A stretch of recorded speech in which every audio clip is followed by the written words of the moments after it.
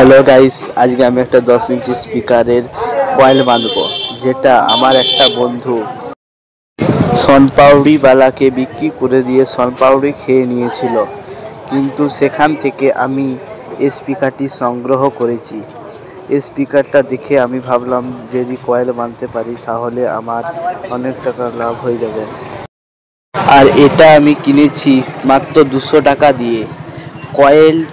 আগের কয়েলটা ভালোই ছিল, কিন্তু শুধু ঢিলা হয়ে যাওয়ার কারণে আঠাটা ছেড়ে গিয়েছিল। তাই যা স্পিকার সে ভেবেছিল যে কয়েলটা হয়তো পুড়ে গেছে, তাই সে বাগাতে পারবে না, তার জন্য সে বিক্রি করে দিয়েছিল। কিন্তু আমি দেখলাম পর্দাটা যেহেতু ভালো আছে, সেই কারণে আমি ভাবলাম কয়েলটা কম পয়সায় কিনে আমি লাগিয়ে নেব। তাই কয়েলটা আমি এইভাবে লাগিয়ে নিলাম। কিন্তু কয়েলটা যদি গর্তের অর্ধেকটা মাঝে থাকে তাহলে খুব ভালো হয়। এই তামাতারের অর্ধেকটা যেমন ঢুকে থাকে ভিতরে, আর অর্ধেকটা যেমন বাইরে বেরিয়ে থাকে।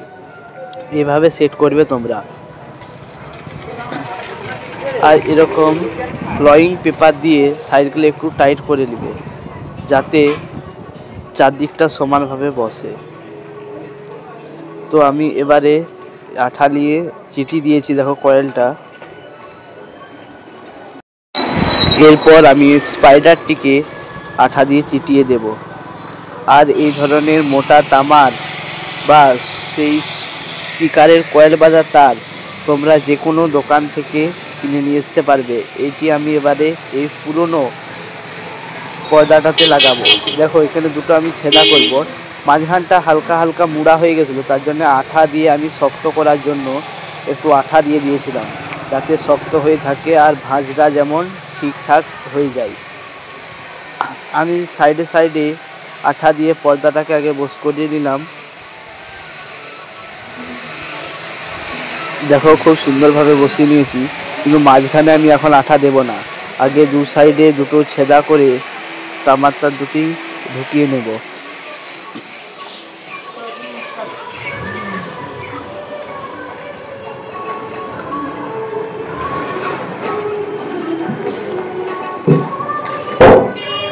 দেখো আমি ঢুকিয়ে নিয়েছি, আর এই দিকে এতটা করে আমি বাড়িয়ে রেখেছি। এমন পরিমাণ বাড়াবে যাতে স্পিকারটি যখন লাফাবে তখন যেমন টান না পড়ে। দরকার হলে একটু বড় রাখলেও কোনো অসুবিধা নেই। তারপর আমি তামাতারের ডগগুলো ভালো করে ছুলে নিয়েছি, যাতে আমার ভিতরের যেটা আমার শো করবে সেটা আমি বার করে নিয়েছি। এরপর এই তামার তারগুলো এই মোটা তামার তারের সঙ্গে বেজিয়ে নিয়েছি। এবারে আমি ঝালার জন্য একটু পেস্ট লাগিয়ে নেব। আমার পেস্ট লাগানো হয়ে গেছে। এরপরে আমি একটু ঝেলে নেব, যাতে না পরে খুলে না যায়।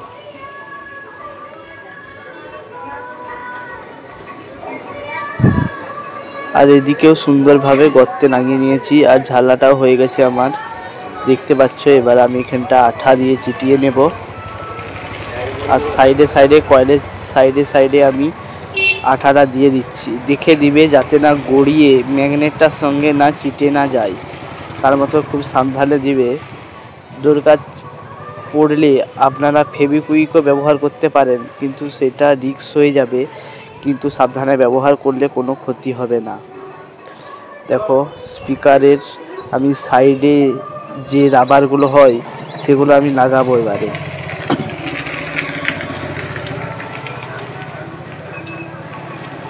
দেখো আঠা নিয়ে নিয়েছি। এবারে যে ফাঁকগুলো রয়েছে এখানে আমি সেই নাট ঢুকানোর জন্য গর্তগুলো করে নিচ্ছি।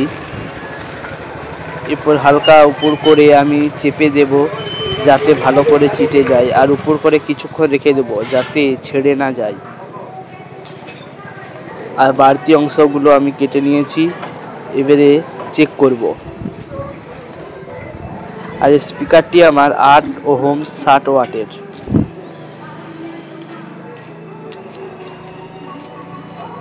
দেখো খুব সুন্দর দেখাচ্ছে। এবারে দেখব কেমন বাজছে।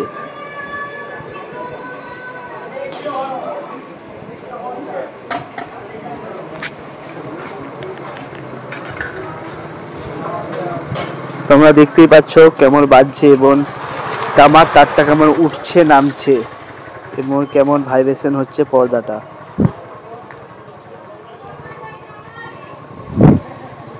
আর বলে যাও বন্ধুরা, আমি এই 200 টাকা দিয়ে কিনে কি কোনো লস করেছি না লাভ করেছি। এরপর আমি ওপরে যেমন না তামা তারটা দেখা না যায়, সেই কারণে আমি এটা একটু ঢাকা দিয়ে দেব এবং ভালো করে আঠা দিয়ে চিটিয়ে নেব। আঠা দেওয়ার পর একটু চেপে ধরে রাখবে, দিয়ে এবারে চলো আমি একটু বাজিয়ে দেখাই এবারে তোমাদেরকে।